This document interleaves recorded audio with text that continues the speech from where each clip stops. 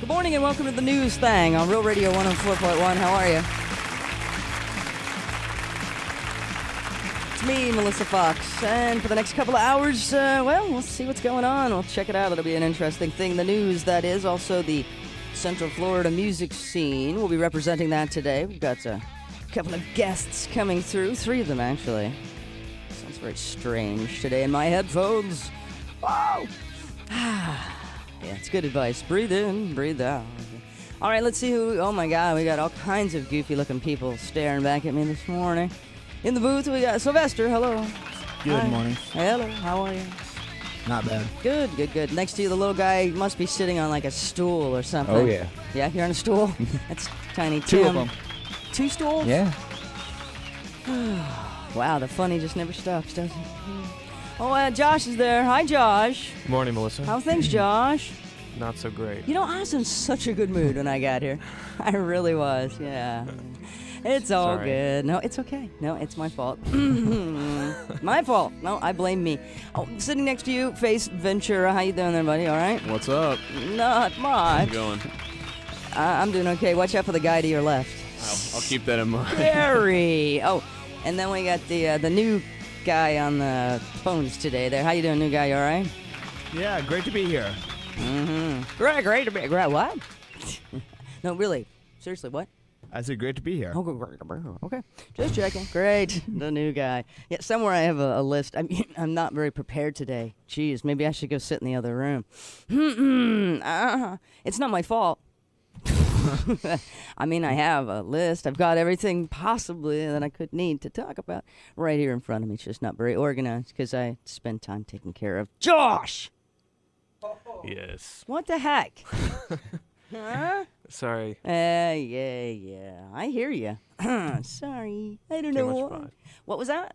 Oh. Too no. much pot. Yeah. That's exactly what I thought. Yes. Yeah. You were hanging out last night. What? Doing some bong hits or something? Decided what the hell? I'll come and produce the show. Well, yeah. Is that it? No, seriously. I mean, why? You're just way out. Okay. Just. I Great. knew I smelled something when I went in there. Oh yeah. Oh I yeah. wish I had a bong. I only have a one-hitter. That's what? Huh? I only have a one-hitter. Oh, you only have a one hit? Well, that makes sense. What? Oh, yeah. Josh is just a little left of center today. Yes. Yeah, you're an odd bird. He is, yeah. Unfortunately, Sylvester did not get a chance to watch the deep. You were so busy. You were so busy you couldn't break away for 2 hours and watch that movie like I asked? No? No. Oh, the life of Sylvester.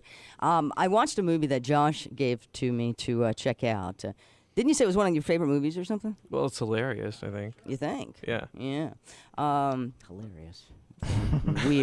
Weird way of putting it. The DVD that you loaned me is called Happiness, right? Yes. Yes. And what did you find funny about that? The whole movie. I don't know. I mean, the situations, these people that think they're happy and they're really just totally miserable. Really? I don't think anyone ever presented themselves as happy in that movie. Well, they try to. I mean, Joy, at one point, remember, she says, oh, I'm happy. Right, but she was obvious. That was the one point in the whole movie. Yeah, but I think Well, that was a lie. Yeah. I don't think she was telling the truth there. Well, I know. I think that was thinly veiled sarcasm. The movie was Happiness. There are many B players in it, including John Lovitz and who else? Molly Shannon, Molly Philip Seymour Hoffman. Molly Shannon's in like 5 seconds of that movie. Well, you And I said had B to players. ask. I'm like, is that Molly Shannon? Yeah, who was the other one there? Philip Seymour Hoffman. Yeah, that's an interesting character expose. Now, I understand that you're an artsy-fartsy kind of film guy, and you represent the indies. Woo! Right? Well, try to. Yeah. And somewhere on there's a, you know how people review the movies. Across the front, it says, what, #1 movie of the year? Yeah, Newsweek magazine. Mm. That scares me. You didn't like it that much? It's not that. I don't think this movie should have been made. Aw. No, I'm serious. It's called Happiness. Again, folks, don't rent it. It's it's kind of an interesting, using the word, stretching the word, the meaning of the word. It's an interesting expose, because doesn't it? The psychiatrist that's in the movie, he pretty much sees all of the characters who are represented, but they don't really kind of blow that out too much. It's just like a mutual thing. And they all kind of go to a psychiatrist. It happens to be the same guy. And we also get a little peek at the psychiatrist's life. Yeah, just a little bit. Didn't find that too appealing. Well, let's just say there was this. The whole thing was kind of really just me. I felt dirty, and I had to stop in the middle and take a break. And actually, I started dusting and picking up things around the house and like giving about 40% of my attention to the movie. However, I invited some friends over to check it out with me, and they're not very concerned about my safety when you're in the room. Yeah. Okay. Let's just say here's one of the scenes in this wonderful movie that Josh, our film student, it's a good movie. It's my favorite movie. Scary bastard. Now, I let Squeaky watch it. He came in disturbed. Absolutely disturbed. He was. Didn't he get me yesterday? He was like, ow. That was it. Well, yeah, I could see it coming from Squeaky. Well, that's a boy. You gave it to a girl, and I'm not sure why you wanted me to watch this movie.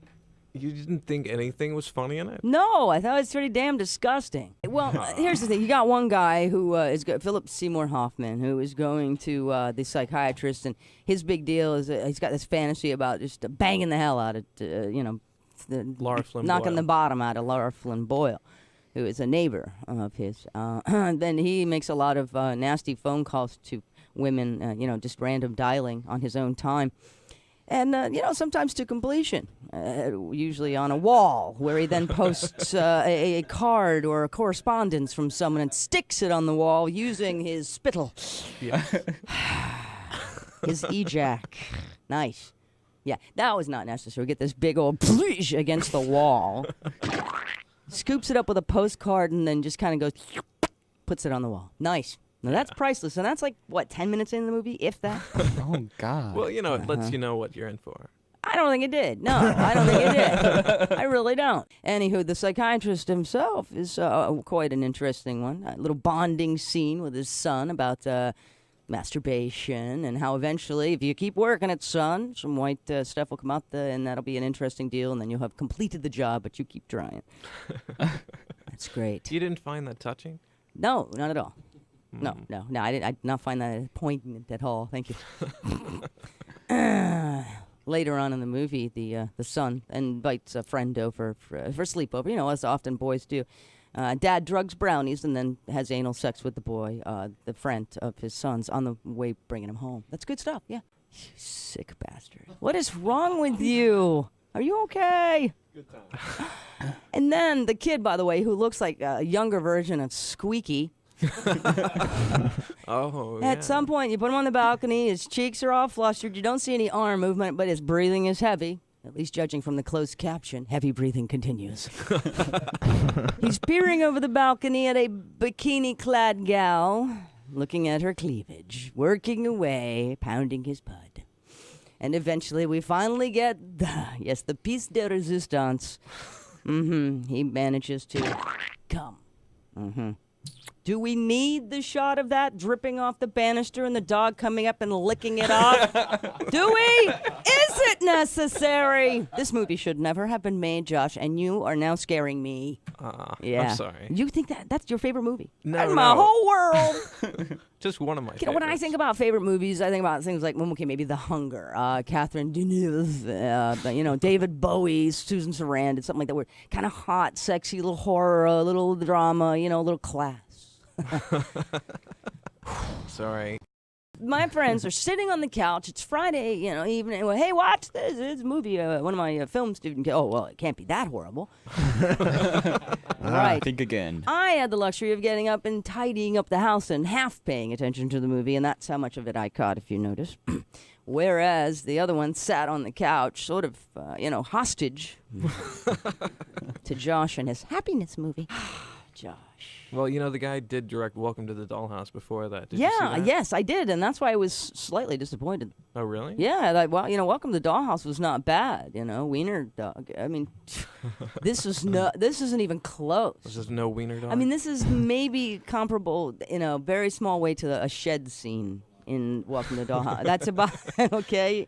There's a one scene in a shed in the Dollhouse movie. But other than, No, this was just foul. Well, I think he was trying to top himself with the, He was jaded trying to do cynicism. something to himself. It starts off innocently enough. A little dinner. John Lovitz and a character named Joy, whose name in real life I don't even know who she is. But anyway, it starts a little romantic dinner, and he buys her a nice gift, and she breaks up with him, and then he breaks the gift. It's nice. Good stuff. And I thought, okay, all right, it's happiness. It's not about happiness, is it? And then it went right down the crapper in the next scene, the very next scene. That's when we go, isn't it, to the psychiatrist's office, and Philip Seymour Hoffman talking about banging the bottom out of Laura Flynn Boyle. Christ almighty. And So what? You didn't find the tension between those two characters funny? The tension between Laura Flynn Boyle and Philip Seymour Hoffman? Yeah. Oh, yeah, that was amusing. I laughed. We laughed. No. Well, they both wanted, Sex? what they wanted, that idea of what each other were, but they couldn't handle it in real life. The only thing worse than this is probably Deliverance the musical, if they ever did that. Mm-hmm. From the cheap seats, it's the new guy. Wait. You gotta wait for it, son. Lord have mercy. I really didn't know who was talking, or I would have shut him up. Yeah. I don't know if you saw that. I was kind of looking like, which one of these idiots is... And you were going to leave me another video? This is what he tells me during the break. He's like, I have another video. I don't know if I should give it to you now. I don't know, man. This happiness one certainly didn't make me happy, and it scared my friends. One of them was like, hey, do we need maximum security up there for you, too? Yeah. I guess the part about the dad anally raping his 10-year-old son's friends, and then, the 10-year-old son being upset because he would only, whoop off to the thought of his son as opposed to, entering him. You didn't like that? No, that was funny. I laughed. We all laughed. It was good. No, it was. I wanted to call you and laugh. Yeah, we could have laughed together. You sick bastard. Should we judge Josh on the strange and twisted movie he says is one of his favorite? You did say that was like your most favorite movie in the whole world. Well, close. Right. Maybe number 2. But he didn't say it like that. He said, it's my most favorite movie in the whole world. Whole entire world, yes. Right. I really dig the flick. All right, dude. Did your friends have the same reaction you did? Now, see, that was when they didn't start. You never clean when you're over someone else's house.